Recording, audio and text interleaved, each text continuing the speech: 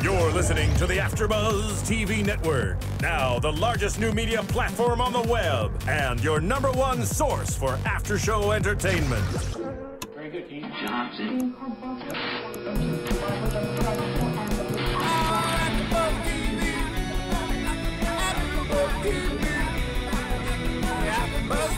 the AFTERBUZZ Studios in Los Angeles, California, presented by Maria Menounos and Bing.com, and streaming live thanks to Akamai Technologies, this is AFTERBUZZ TV's Dexter After Show.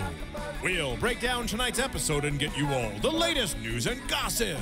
And now, another post-game wrap-up show for your favorite TV show. It's AFTERBUZZ TV's Dexter After Show. Oh yeah, everybody. Bing is for doing, and here we are doing the last and final amazing AFTERBUZZ TV after show for your favorite show, Dexter. We're on Season 8, Episode 12, the series finale, not the season, the series finale, ladies and gentlemen.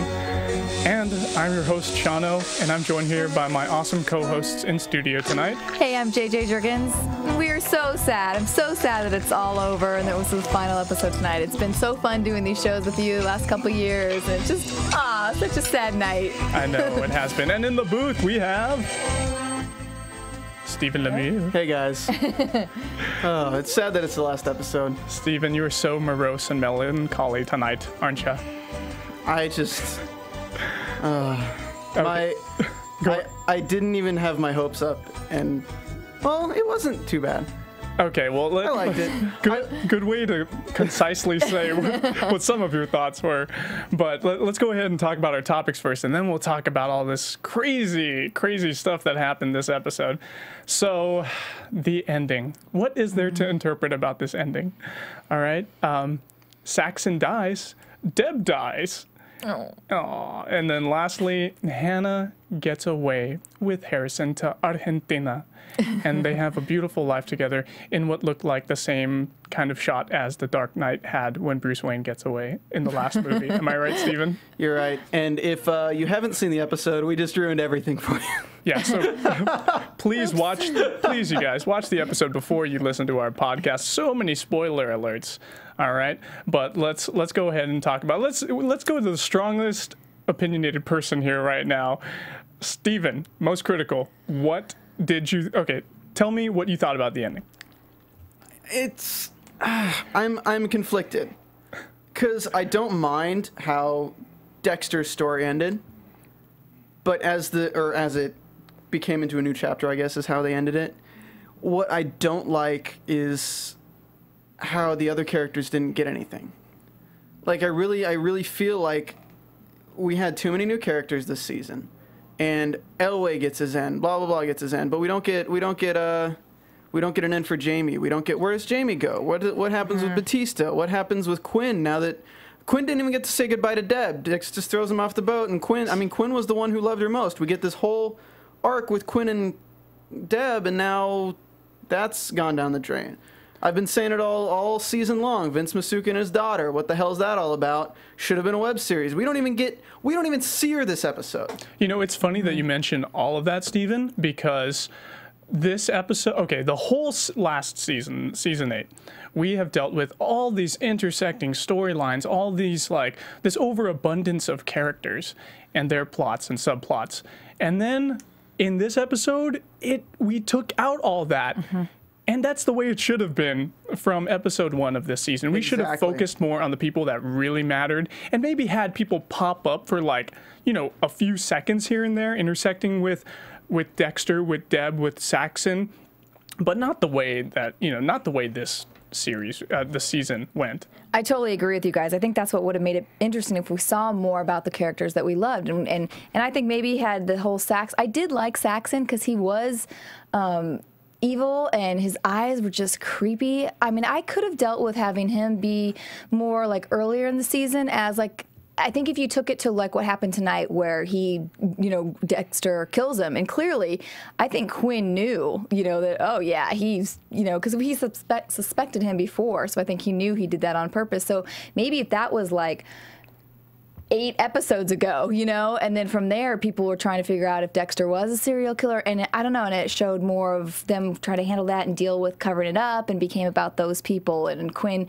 having to decide whether he's going to, you know, marry Deb, but then know that Dexter's a killer. And I don't know, I just think it could have done a lot more to weave those characters into the storyline, the ones we cared about. And I could have done without Vogel for, you know, for the whole, I just did not like her character. I could have done without her for the whole season. And yeah, Vogel took away from the power of Harry. Yes. Like Harry was the one, and Harry was the one who authorized Dexter to do the mercy killing, like to kill the woman who was mercy killing people. That's what I didn't like with Deb too. Dexter mercy killing Deb. I understand that she said, if I'm ever a vegetable like that, you better just unplug me right away. But I agree with you on Oliver Saxon, the actor who plays him. Very facially expressive, very well played. I would have loved to see that actor in the role Colin Hanks played. I think he would have brought a whole new layer to that character, and Colin Hanks just didn't do it justice. That actually might have made that season a lot better. Yeah, I agree with you, Stephen. I do too. I wanted to read some of the tweets from up there in Twitter. If you guys hashtag Dexter, well, we're doing it live right now, so if you guys do it, it's going to change. But these are from a few minutes ago.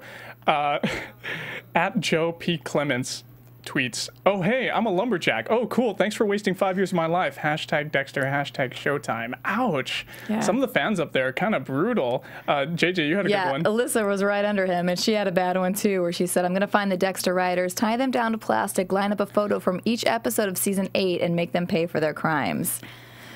Yikes. Ouch. We have one from at Emily Sophia Smith. Who Scott Reynolds actually follows. She tweeted, "East Coast babes, give it to me straight-ish." Scratch that, ambiguous. "How are you? Who is breathing? Paging my hashtag Dexter honeys. Sad face." Yikes. So we have like so many tweets here.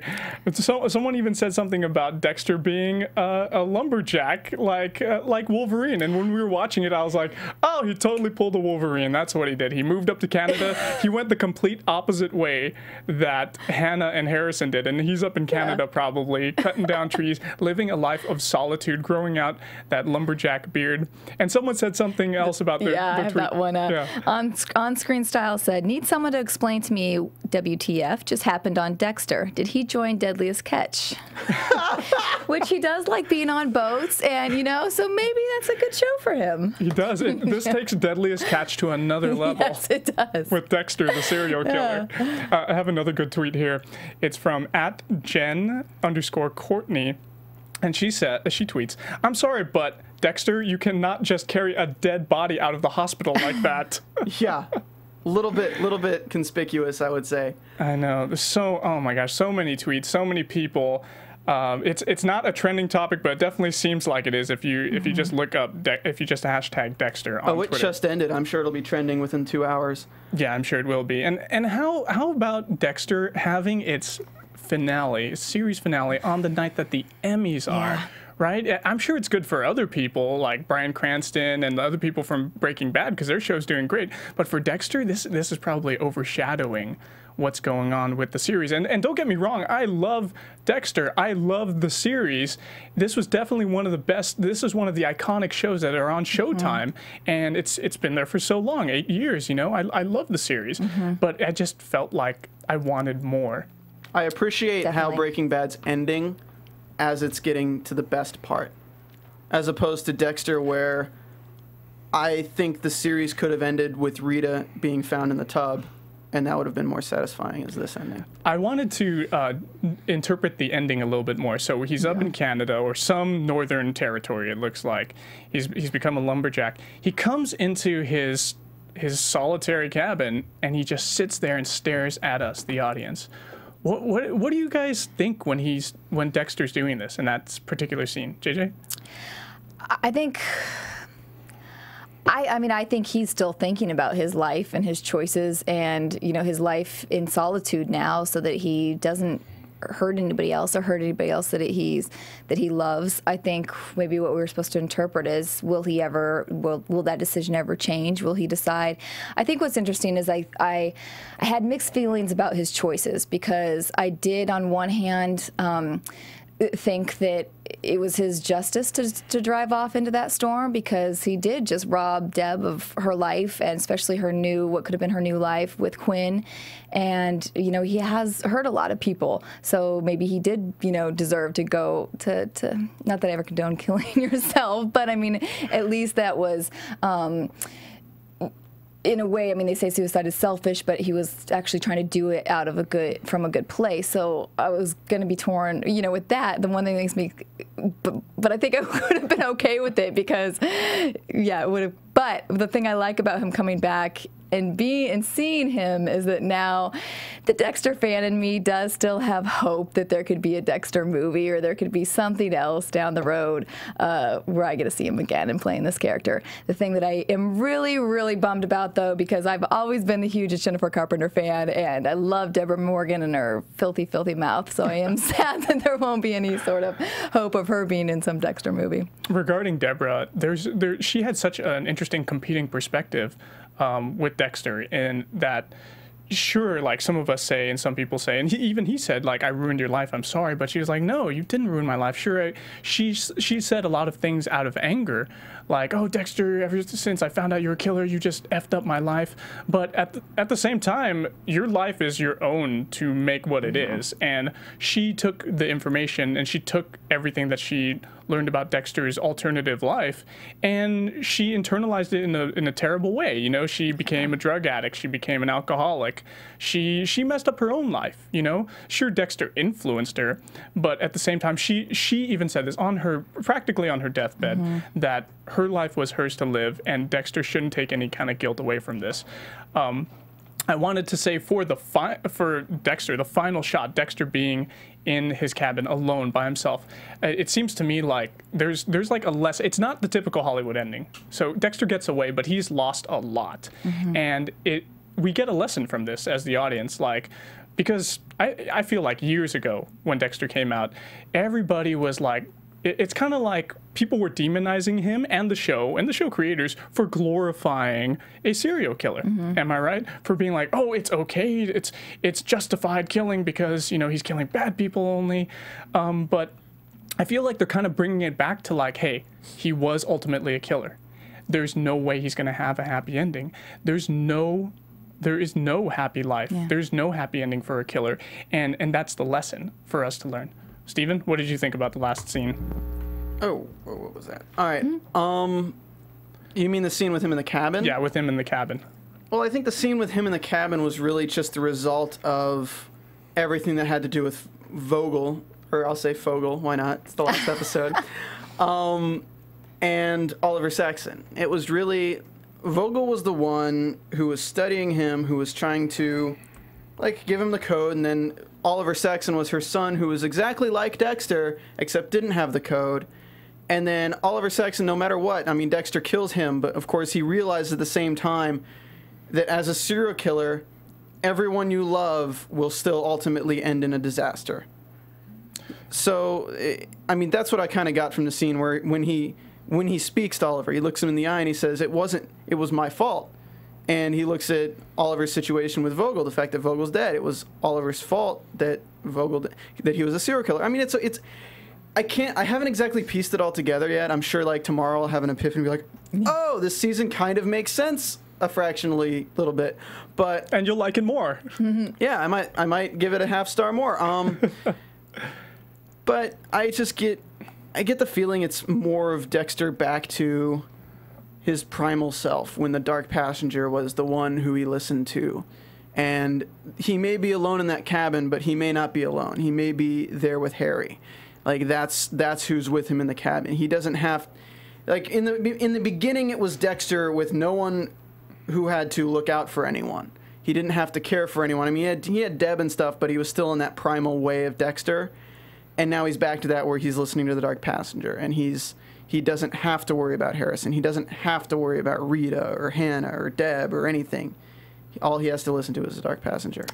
I wanted to turn the page back a little bit to actually where he dumps Deb's body and he rides off towards the storm. Now, you had like a really good comment when we were watching it, or actually right when we were about to start filming, taping today.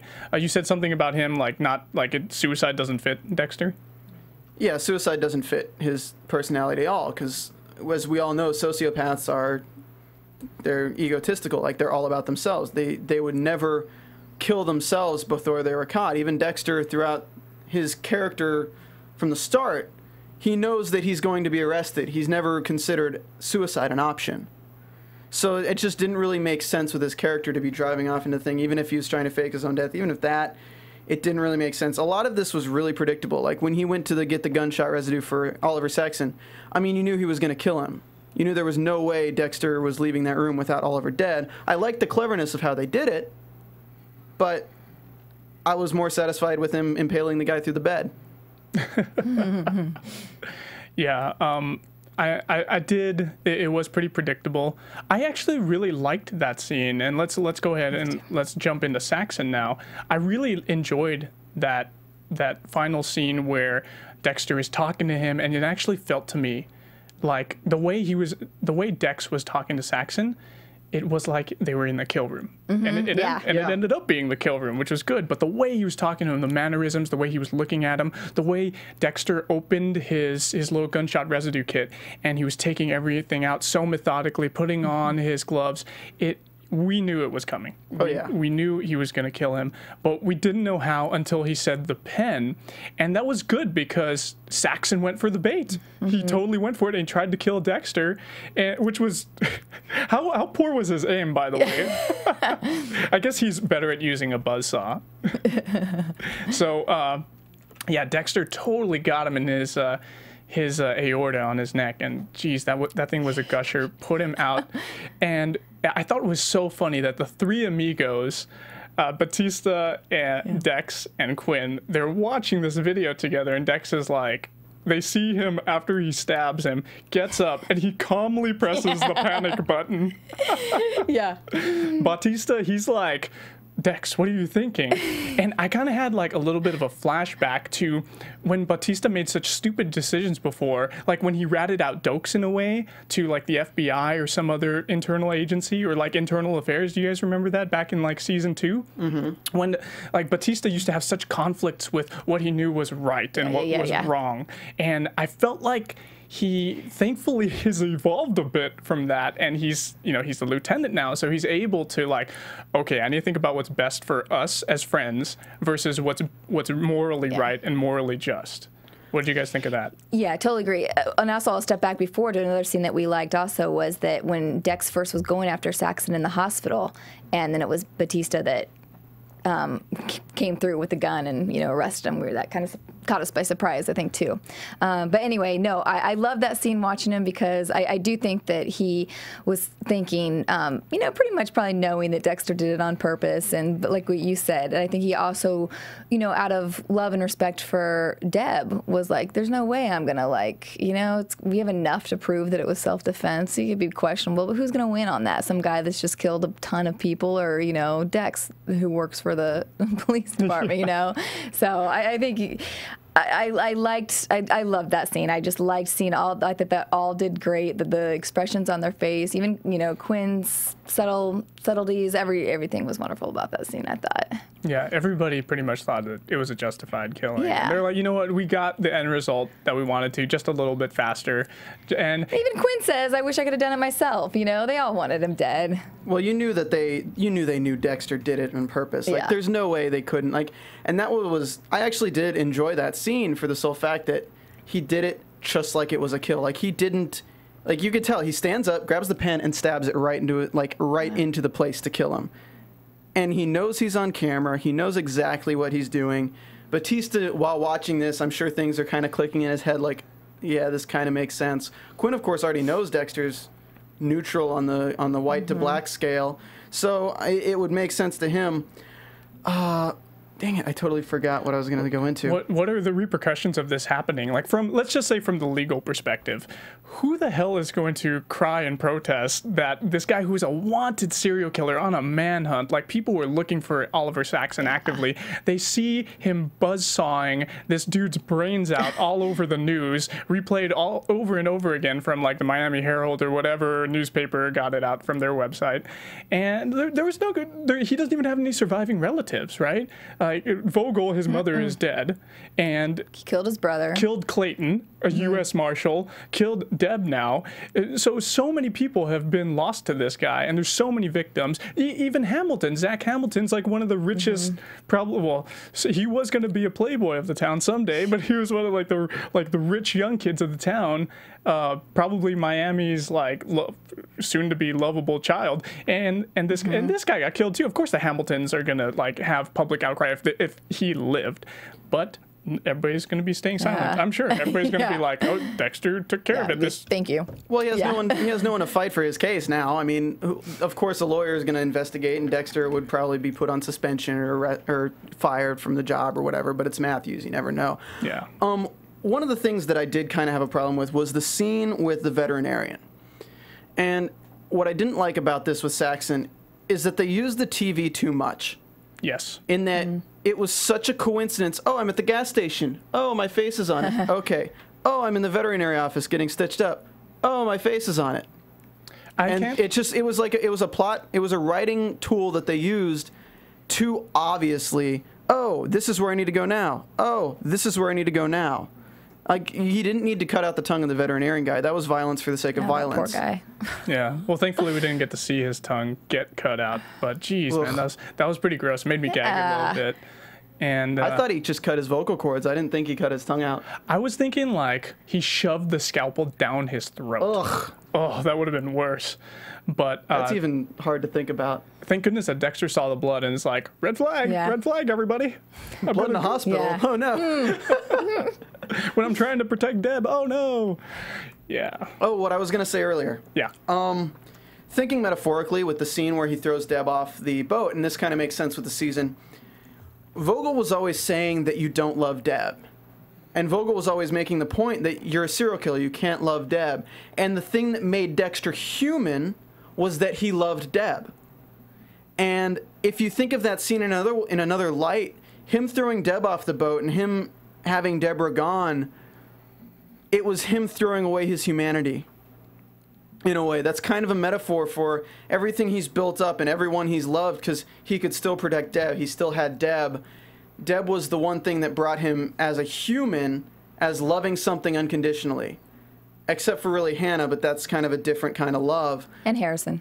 Hannah helps him out in the way that she takes care of Harrison, so I guess that fits with Vogel's plan of you love someone because they help you. Deb was the only person who really, it was an unconditional love. She didn't do anything for him. She put him in harm's way for him to love her.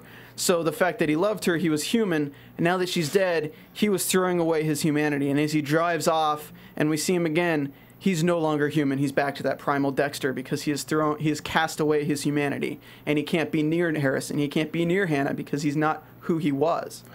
That's a really good bunch of points you bring up, Stephen. So him going towards the storm, towards that darkness, it symbolizes him perhaps going exactly. back towards the dark passenger, and him being separated from everything he knows. It's like he has to start over again, and he doesn't have family there anymore. He doesn't have loved ones. He doesn't have those emotions, it seems. He seems devoid of that. And when he's void of something, we know that Dexter, he's always said he's had that emptiness, and that's why he had to kill. It was an urge because he had to fill that emotion that he was lacking. And that could be very well what he's doing now, killing people in this isolated territory he's in. I see a movie happening. Just based on, we got a teaser from our guest, but not really a teaser, but you know what I mean. Sean Patrick Flanery. Can we talk about him a little bit? Yes. About Mr. Elway. He's an A actor. He's like a big actor, and they gave him this role that was very featured, but it didn't have a start and end. It really was just kind of there. And his ending of that arc with his character was very dissatisfactory. He got M99 in the leg with Hannah. So I really see if there is a movie, I see Elway being one of the main people that pushes Hannah and Dexter closer together to have that star cast. Because we have Yvonne Strahovski, she's an A-list. We have Sean Patrick Flanery. We have Michael C. Hall now.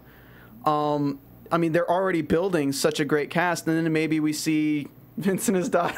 Maybe we get an end to that sometime. They pop up in the movie. Just for 5 minutes, though. The Elway thing, it really did start off like intense. Like I thought he was gonna maybe be one of the killers, maybe be like. And remember, then he started to have that crush on Deb, and that intense scene where he gets mad at the guy hitting on Deb. So yeah, you're right. I mean, it really started to go, and then they just cooled it off for like weeks, and then but I did really like Hannah's saying his own words back to him when she just, now here's what's gonna happen, how this is gonna happen. Don't you think I loved that when she See, if I could butt in real quick, Yeah. Stephen. So yes, from Elway's perspective, dissatisfactory character ending, right, to what happened with him and his subplot. But I thought it was awesome and very satisfying how Yvonne Strahovski, Hannah, was able to just, she learned some tricks from Dexter. She was able to use the M99 on him and then knocked him right out. I wondered if there was going to be some more things in that bag, because he did say, you know, oh, snacks and waters and essentials. And I was like, I wonder if there's a little, you know, but we were all thinking that maybe she was going to have some poison stuff in there, but it was pretty great that it was just the horse tranquilizer got him. I didn't even think about that, JJ. So Dexter planned this ahead of time, just in case anything happens, that the essentials was the M99. That's a good point. I didn't even think about that. Wow. I actually had kind of an epiphany. If they do a movie, it would make sense. Sean Patrick Flanery, Elway. He's the investigator. He stops at nothing for the things. Yvonne's already in Argentina. You can't reach her. But Dexter, trail of breadcrumbs with the boat, with everything. I could see Elway picking up the trail from the boat wreckage and like not wanting to let this go. Yeah. And that kind of being the thing. But he wouldn't go after Dexter, though. He has no motivation to, I feel. Well, I think if but he could still go ahead. He could still go after Hannah. Yeah. And then when he goes after Hannah, that's when Dexter could come out of hiding, maybe, you know, to save her in some way and like reunite with his son. But I think it's personal. Yeah. Like that's what I would see. I would see Elway taking, because the last thing Yvonne says to him, or sorry, the last thing Hannah says to him is, "You'll wake up frustrated and embarrassed." Like, because it's gonna be personal now. So what happened to Dexter Morgan? I think because he can't really investigate Hannah. She's in Argentina. Like, there's no way he's gonna find it. But I think Dexter's disappearance, no body. That'll kind of be the. But if he goes for that, he'll also know, I think, that if he went after Hannah, I think Dexter could have not want something to happen to her, and also not want. I mean, the kid would go to Harrison would go to child services, have no parents, end up in the system, So that might Elway could use them to draw Dexter out of hiding. But why? But I don't see the motivation though for him to get Dexter. Why Dexter? Is Dexter a wanted man at this point? I don't think so. I don't feel like it. I think that he would just want to get Hannah McKay. But it would make sense with his character development so far, because he got close to Deb. When it became personal with Deb, he turned into another person. He was like, "Fuck you," blah, blah, blah. Like, he totally changed. Yeah. Well, and I think if he goes after Hannah, though, to draw Dex out, he gets the money from turning Hannah back in, and then he'd also get the joy of doing something to Dex, Yeah. I don't know. Sorry, speculation. We want a movie. We just want it. I just want something a little bit more satisfying. Yeah. So we had a couple of things that were anticlimactic. We had the ending, which was anticlimactic, but thankfully it wasn't a Hollywood ending. And then we had where Batista, we kind of talked about it a little bit, where Batista put the gun to Saxon's head. Man, that was awful. He's just like, Saxon's like about to attack Dexter, and Batista comes out of nowhere and just like handcuffs him. Man, that was so bad. I was just like robbed in that scene. How did you guys feel? Bad? Well, I think had that been it, had that been okay, he's arrested and that's the end of that, but I think how it ended up having Dexter then kill him while he's in there, that redeemed that for me, because then I was like, oh, okay, so now I am kind of glad that Batista was there and got a little more action in the episode. But yeah. Let's go ahead and talk about Serial Buddies, which is an awesome independent film that is on the iTunes store. So if you guys type into the iTunes search bar, Serial Buddies, you get this independent film. It's a blend of Dumb and Dumber meets Dexter, and it's written and directed by Kevin Undergaro, stars Maria Menounos. It's got Christopher Lloyd, Christopher McDonald, Artie Lang, Kathy Lee Gifford. So many stars make cameos in this film, and you guys will really enjoy it. And you download it standard definition for $4.99. Or now buy it on DVD at Target, 7-Eleven, or various other stores. That's right. You guys can do that too. You'll be needing to watch something now that Dexter's off the air, so that'll kind of fill that void for you. This will fill the void in a funny way. Yes. Enjoy it. Enjoy the kazoos. What else can they do while they're on iTunes? On iTunes, they can also rate and comment us on our Dexter podcast. Go to the podcast app, go ahead and type in Dexter AfterBuzz TV, and we're one of the first podcasts that come up. Give us 5 stars and tell us what your thoughts. Give us a comment or two, and tell us what you guys thought of the finale. We actually also have a lot of fans that commented us on our YouTube channel. We had a trending theme from last time, a couple of trending themes. So apparently last time our fans took it as we were saying that Rita was not loved by Dexter. Let's see, Might of Princess says, why is everybody like Dexter didn't love Rita? He clearly said more so than any of the insipid tween romances which followed with Lumen and Hannah. And we also had Jackhammer 23, that's a funny name. Dex loved Rita, maybe not in love, but loved her, it's a good point. And I see it as, yeah, he did develop love for Rita, but it's very different. It's not as passionate, it's not as understanding. He had to hide so much from Rita, you know, so it's definitely a different type of love, I feel. I definitely think he loved her, no question. But I think there's different kinds of love, and you love people that come and go throughout your life differently, you know. And I think, yeah, with Hannah, he has that passionate, mad, you know, real love. But I think with Rita, I mean, that was kind of his first kind of experiences in that, you know? I mean, it was, I remember some of them, but I remember him going through some firsts, like with her, that he hadn't kind of, like, experienced, and was kind of learning how to have those humanistic feelings of love. So I definitely think he loved her. It was just, he didn't know himself that much to know what he was feeling yet, and it was kind of, he was going on a journey more with her, I feel, than when he met Hannah. I feel like he knew more of who he was, and, you know, with her, that she also being a killer could understand more of his tendencies and needs and desires than Rita could. Yeah, we actually had some other fans who also commented us on our YouTube channel asking about the Dexter rewrite that a fan did for the show. Tanel Reno said, I have searched all over for the Dexter rewrite you mentioned, and I can't find it. And then we also had Wild One Izzy. Can you put a link in for that Dexter rewrite? I tried to search, but nothing came up. Well, I actually tweeted it last week on my Twitter account at Sean Austin O, SeanAustino. So go ahead and follow me on there, and then search. I think a couple days before you guys commented on our YouTube channel, it's on there. So go ahead and check out my tweet for that. And along that note, if you want to check out tonight, I haven't seen it yet because I think it was posting after the show, but the former showrunner Clyde Phillips also was going to be posting how he would have, an alternate ending that he would have done for the show if he had still been in charge. See, that's juicy. That's some good. Yeah, that got a lot of controversy, actually. A lot of people, some people were very excited to see it and hear about it, and a lot of people thought that that was not a very classy thing for him to do. It's kind of a diss. Yeah, that's what they felt, and that, you know, now he's the showrunner on Nurse Jackie, and they just felt like, you know, if you left this behind, like, just let it be. But oh well. Stirring up controversy. That's good. Well, I think it's more juicy. I think it's more out of his love for Dexter and how far it's fallen more than it is a spiteful thing. Because it's just everyone has a different interpretation of how the character is and how his arc should have gone. So there are fan fiction things. This is just basically a previous showrunner doing a fan fiction, in a way.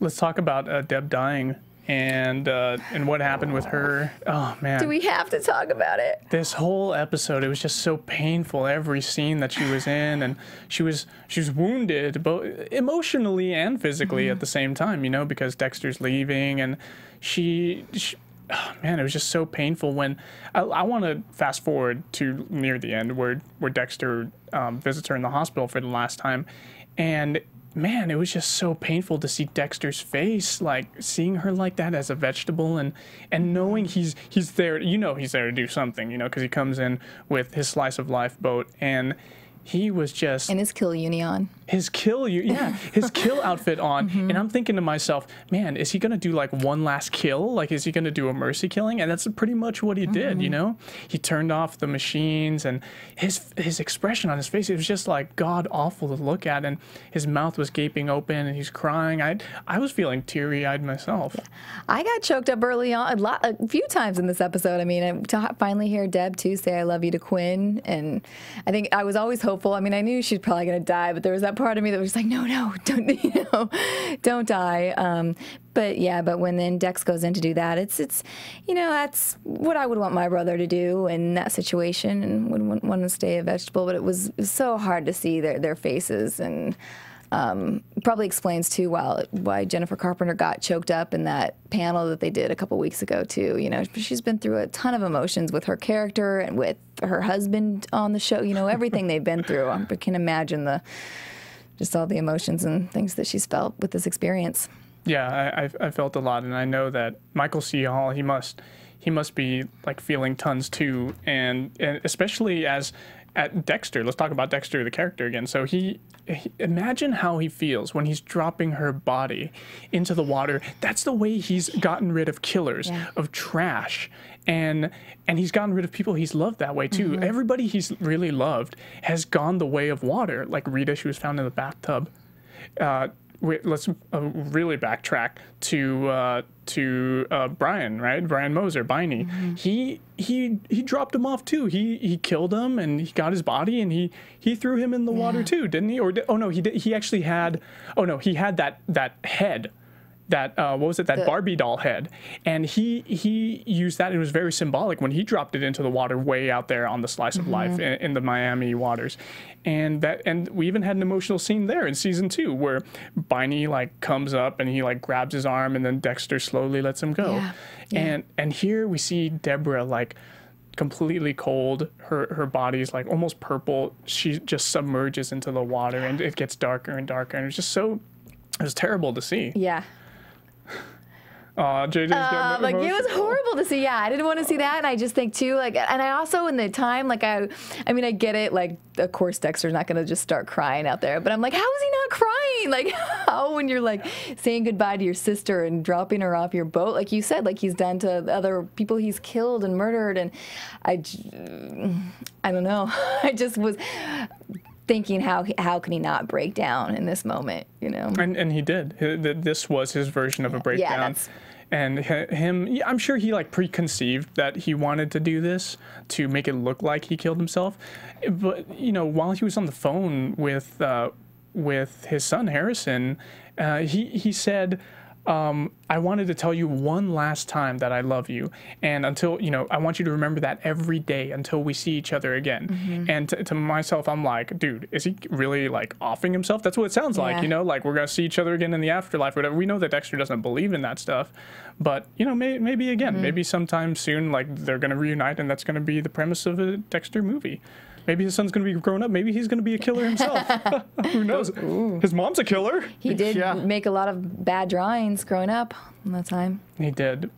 Steven, anything to input?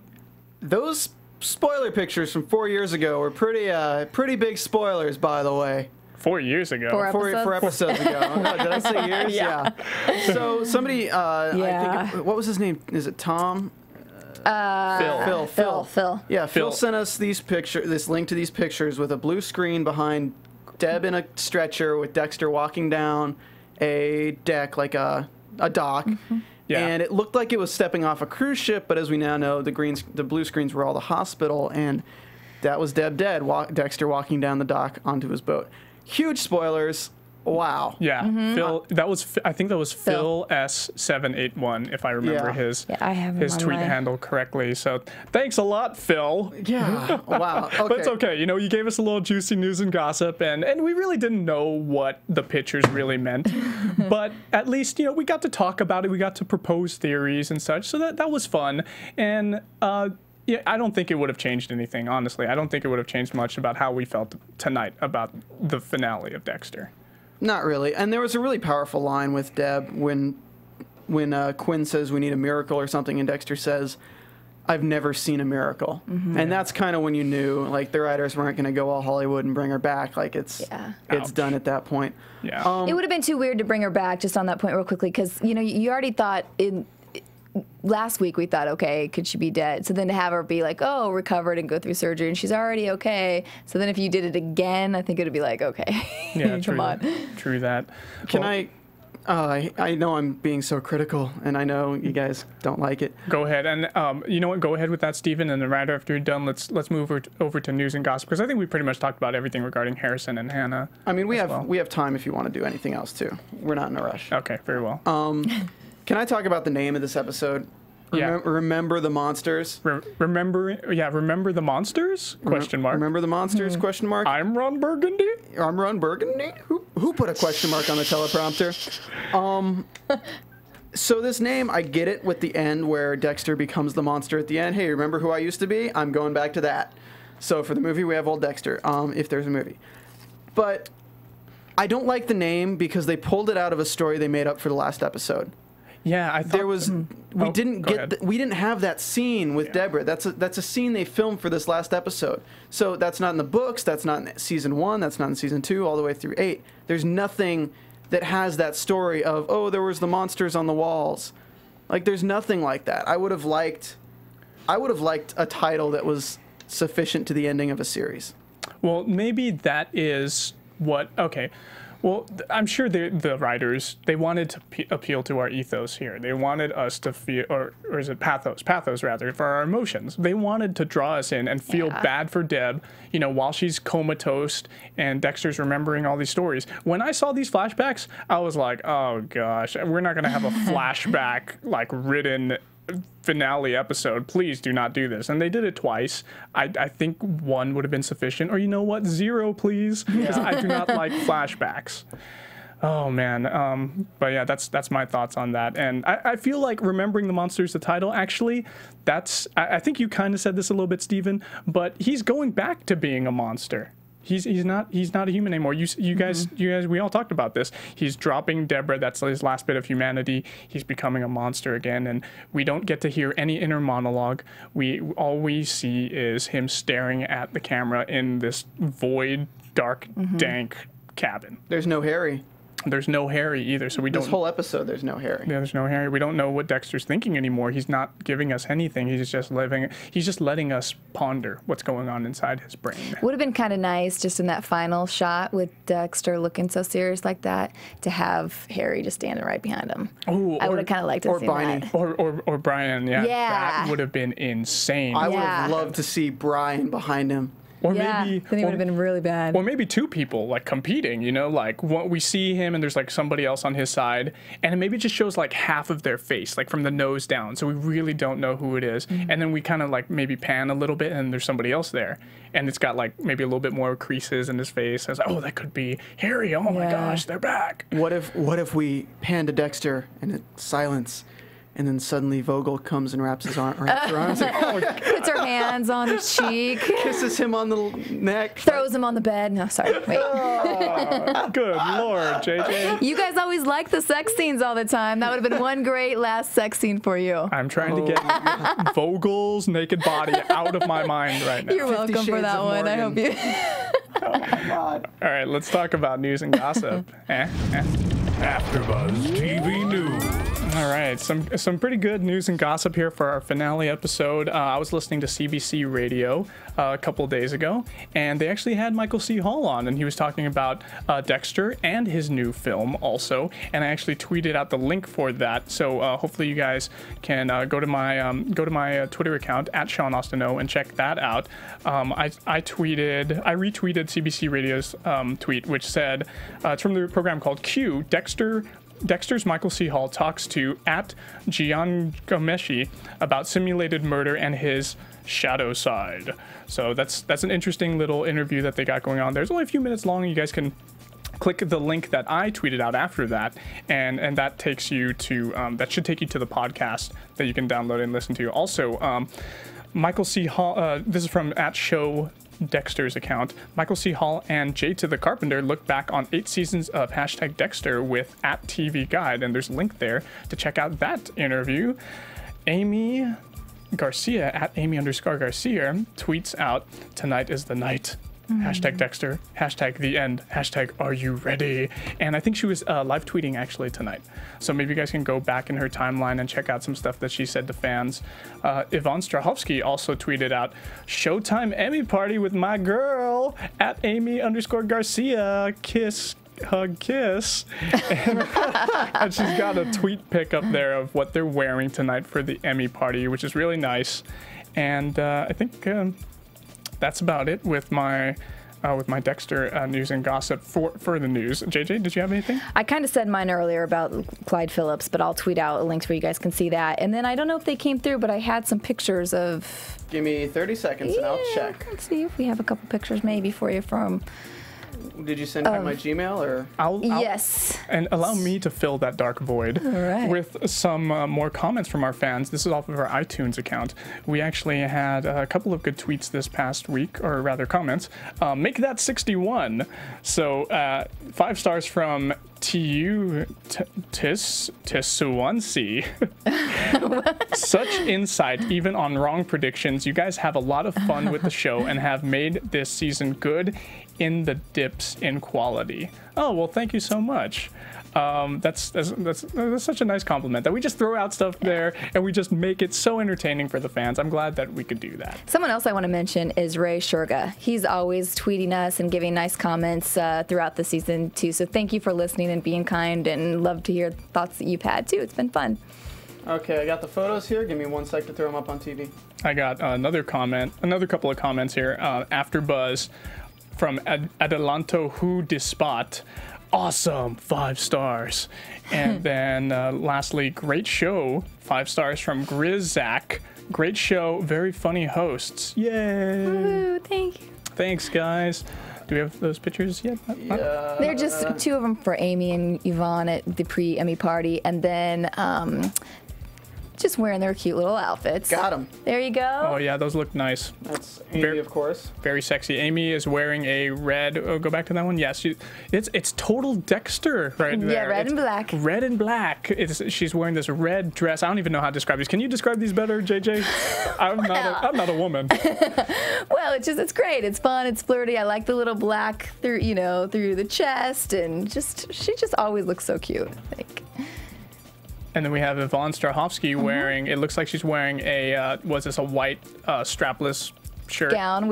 Yeah, within black, and then a nice little sexy long slit up the upper leg. Doing the Angelina. Yeah, she could have stricken that pose a little, that leg out a little more. This was just an interesting photo that was online with the reverse roles. Deb's up there and Dexter's on the table. That's like Deb from high school in their cheerleader thing, isn't it? Yeah, it seems like it.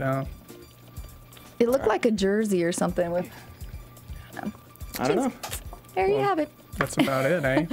Well, yeah, we don't have any predictions. Well, actually, do you want to predict how... Oh, we could predict about the movie. We've been doing that this whole time. Yeah. I'd rather... No, I mean, can we predict...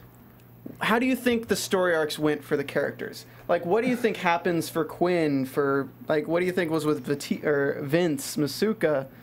Do you guys want to even do that? Nah. You know, let's end it on that. I want to end it. I want to end it. How did Dexter change our lives for the past 8 years? Let's just give like a couple of things each. Okay. I'll start. I wanted to say that Dexter made me want to floss more. He makes me think of him whenever I have eggs, and I then want a big fat steak with my eggs in the morning. Oh yeah, a big slice of ham. I'm mesmerized while I watch from above my coffee grinder. I also tend to look at some of my coworkers and think, if anybody here was Dexter, who might it be? Ooh, that's a good one. I like that.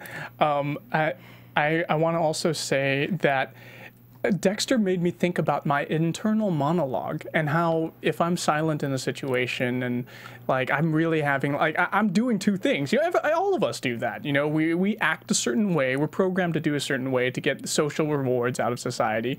But then we're really thinking another way. And you know, Dexter, he really exaggerated that as a character, and he showed like how this guy who's like blending in with all the sheep, he's really a wolf in disguise. But at the same time, he's protecting people, you know, and he's got to act a certain way, and he's programmed, you know, like terribly from practically from birth. He's been bathed in blood and he wants to kill things, but he has to act a certain way in society. It's very fascinating, and I like that psychology of Dexter. Steven, anything else? No, I learned that it's good to watch. It's good to have a show to watch on Sunday nights. Like, it's really good to have like a habit of watching a show. Like, because Dexter's been for 8 years, and every season it's always been, oh my God, Sunday night, I can't wait for Dexter. Yeah. And that's something I can appreciate from this show, especially for the first 4 seasons. And last season I really enjoyed. I really did like Isaac Serko's character and kind of the things they did with that. I wasn't too fond of how they didn't lead off with Quinn's character of what he did last season into this season.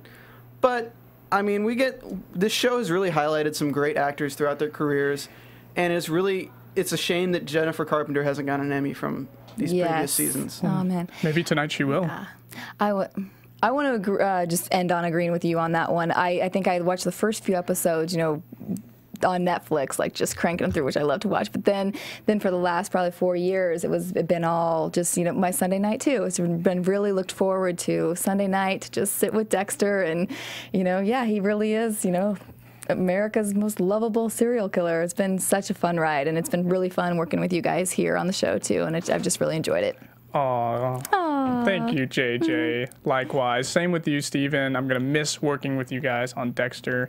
And I think that about does it for us here at AfterBuzz TV. Dexter. I'll roll the outro music then. Outro, please. Oh, I'll give a shout out to Jeff Lindsay too, the creator of Dexter. You got your book. It came out last week, Jeff. Getting rave reviews. If you like Dexter and can't get enough, go check out Dexter's Final Cut. Came out September 17th. Yeah, I want to read all the books too. I can't get enough of Dexter. But hey, if you guys, you know what? Give us a follow.